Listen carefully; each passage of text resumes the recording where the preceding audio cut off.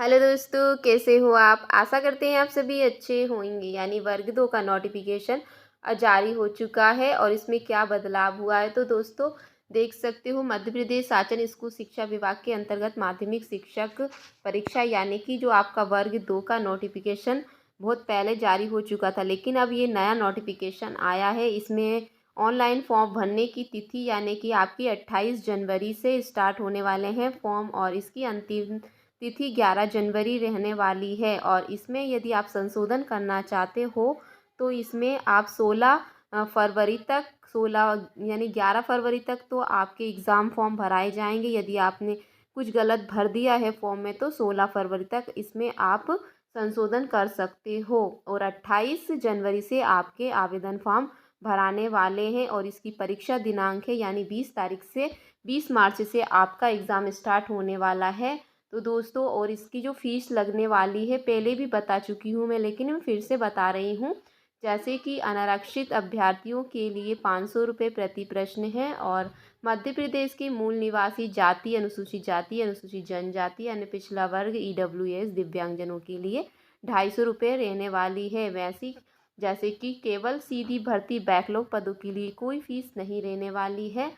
और जो आपका 60 रुपये अलग से पोर्टल का शुल्क लिया जाएगा। और दोस्तों, आपकी जो परीक्षा है वो ऑनलाइन पद्धति से होने वाली है और जो 2 पालियों में आपका एग्ज़ाम होगा, यानी कि 20 मार्च से आपका एग्ज़ाम स्टार्ट हो रहा है। पहली पाली यानी कि आपकी 9 बजे से होगी, दूसरी पाली आपकी 2:30 बजे से स्टार्ट हो जाएगी।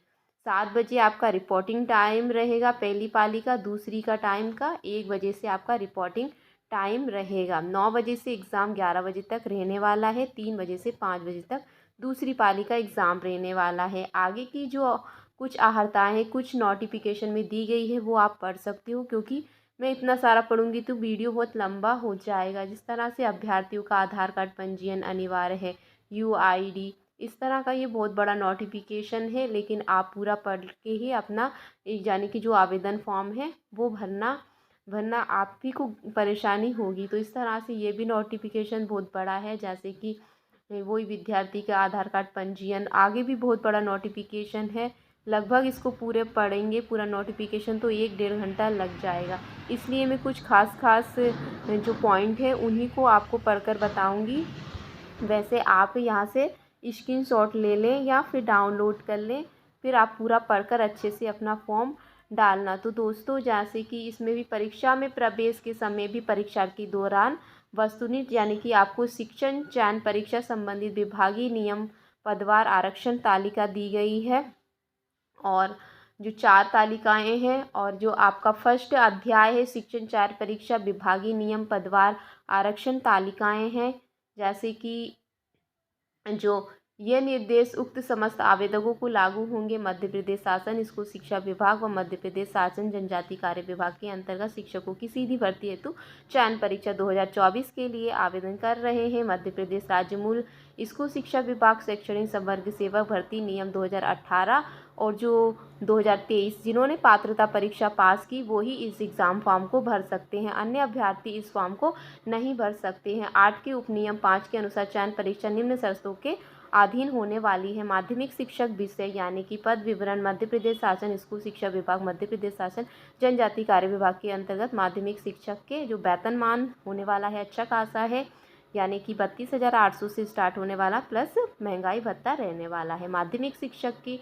और यानी कि जो पद श्रेणी तृतीय श्रेणी अकादमिक है यानी पद संख्या 7,929 स्कूल शिक्षा विभाग, वहाँ 7,042 जनजाति कार्य विभाग, वहाँ 847 पद शैक्षणिक व्यावसायिक अर्हता भर्ती नियम 2018 समय समय पर यथा संशोधित नियमों के तहत 8 की अनुसूची 3 के अनुसार निम्नलिखित अर्हताएं होना चाहिए। दोस्तों, आपका यानी कि जो BEd है या DEd है, पहले तो पात्रता परीक्षा कर्मचारी शैक्षणिक एवं व्यावसायिक अर्हता भर्ती नियम 2018 व समय समय पर यथा संशोधित नियमों के 8 की अनुसूची 3 के अनुसार निम्नलिखित धारिताएं अनिवार्य होना चाहिए। पात्रता परीक्षा कर्मचारी चयन मंडल भोपाल के द्वारा आयोजित माध्यमिक शिक्षक पात्रता परीक्षा 2018 व 2023 में निर्धारित प्रतिशत के साथ उत्तीर्ण पाए गए अभ्यर्थी को ही आवेदन के पात्र माने जाएंगे। संबंधित विषय में स्नातक उपाधि तथा प्रारंभिक शिक्षा के 2 वर्षीय डिप्लोमा होना चाहिए। यदि आपका DED DLED है तो आपको कोई प्रतिशत देने की ज़रूरत नहीं है। 12वीं के पास आपका DED DL होना चाहिए। संबंधित विषय में न्यूनतम 50% के अंकों के साथ स्नातक उपाधि व आपका यानी कि B.Ed होना चाहिए। यदि आपने स्नातक किया है और आपका B.Ed है तभी, और उसमें 50% इस पे प्रतिशत मांगा है। DL के साथ DED और DL के साथ कोई प्रतिशत नहीं मांगा है। संबंधित विषय में न्यूनतम 45% अंकों के साथ स्नातक उपाधि व संबंध में समय समय पर जारी राष्ट्रीय अध्यापक शिक्षा परिषद न्यूनतम के अनुसार शिक्षा में स्नातक उपाधि B.Ed होना जरूरी। तो दोस्तों, आप यदि 2018 या 2023 पात्रता परीक्षा उत्तीर्ण है तभी आप इसमें अप्लाई करें। तो प्राथमिक शिक्षक यानी खेल के शिक्षक जो पद हैं वो रहने वाले हैं आपके 1377 स्कूल शिक्षा विभाग के अंतर्गत। न्यूनतम वेतन आपका 25,300 प्लस महंगाई भत्ता रहने वाला है। कर्मचारी चयन मंडल द्वारा आयोजित प्राथमिक शिक्षक खेल पात्रता परीक्षा में निर्धारित 2023 में प्रतिशत के साथ उत्तीर्ण होना अनिवार्य है। वही आपकी योग्यता होना चाहिए। मान्यता प्राप्त बोर्ड कम से कम 50% अंकों के साथ हाई सेकेंडरी मान्यता प्राप्त संस्था से शारीरिक शिक्षा डिप्लोमा B.Ed या BPL या इसके समकक्ष कोई भी डिग्री होना चाहिए। यानी कि दिव्यांगजन है तो आपको 5% की छूट भी दी जाएगी। इसी तरह प्राथमिक शिक्षक संगीत गायन वादक के पद विवरण भी इसी प्रकार हैं। यानी कि आपके 452 पद हैं गायन वादक के, और पद श्रेणी तृतीय श्रेणी है। 25,300 प्लस महंगाई भत्ता रहने वाला है। अच्छी खासी सैलरी है। सेक्शन आर्हता 2018 समय समय पर यथा संशोधित नियम 8 की अनुसूची 3 के अनुसार निम्नलिखित आर्हता धारी करना होगा। जो नीचे दी गई है वो आपकी धारिता आपको जरूर होनी चाहिए आप में पात्र होने के लिए, आवेदन करने के लिए। यानी कि आपकी प्राथमिक संगीत गायन वादन पात्र परीक्षा 2023 में निर्धारित प्रतिशत के साथ उत्तीर्ण की होनी चाहिए। मान्यता प्राप्त बोर्ड से कम 50% आपके अंक होना चाहिए। इसी तरह आपकी नृत्य यानी कि नृत्य में आपकी पद संख्या 270 है। इसका जो वेतन होने वाला है न्यूनतम वेतन 25,300 प्लस महंगाई भत्ता रहने वाला है।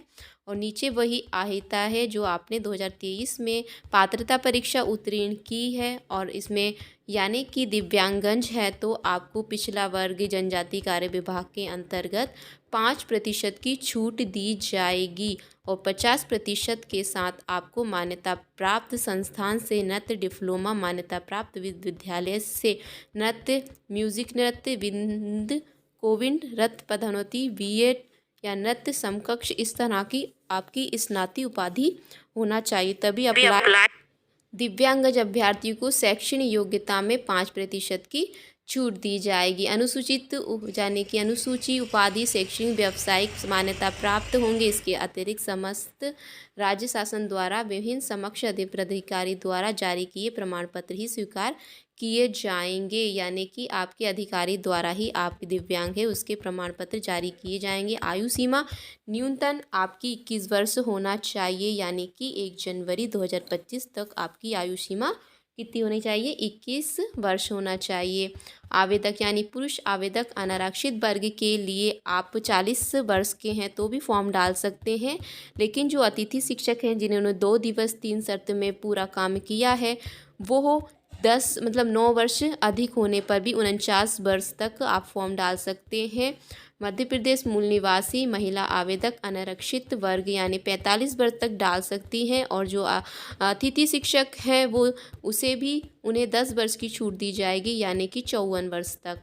पुरुष महिला मध्य प्रदेश मंडल स्थायी संस्था कर्मचारी सैनिक 45 वर्ष तक डाल सकते हैं। अनुसूचित जाति, अनुसूचित जनजाति, वन्य पिछड़ा वर्ग यदि आप यानी अतिथि शिक्षक में नहीं आते हो तो 45 वर्ष तक आपकी आयु सीमा में आप फॉर्म डाल सकते हो। इसके अलावा अतिथि शिक्षक में आते हो तो आप 54 वर्ष तक फॉर्म डाल सकते हो। और इसी तरह से मध्य प्रदेश मूल निवासी दिव्यांगजन आवेदकों के लिए 45 वर्ष है। यदि आप अतिथि शिक्षक की श्रेणी में आते हो तो 54 वर्ष तक आप इसमें फॉर्म डाल सकते हो। न्यूनतम आयु सीमा यानी कि 1/1/2024 के आधार पर की जाएगी गणना। आरक्षण व आयु संबंधी छूट मध्य प्रदेश के मूल निवासियों को ही दी जाएगी। जो आयु सीमा में छूट है मध्य प्रदेश के मूल निवासी होना बहुत ज़रूरी। दोस्तों, आपको मूल निवासी होंगे तभी आपको आयु सीमा में छूट दी जाएगी। तो दोस्तों वीडियो कैसी लगी, थोड़ी सी भी अच्छी लगी हो तो चैनल को सब्सक्राइब और लाइक ज़रूर करिएगा। फिर किसी नेक्स्ट वीडियो में मिलूँगी, क्योंकि अभी पूरा नोटिफिकेशन पूरा नहीं हुआ है। अगली वीडियो में पूरा नोटिफिकेशन लाऊँगी। तब तक के लिए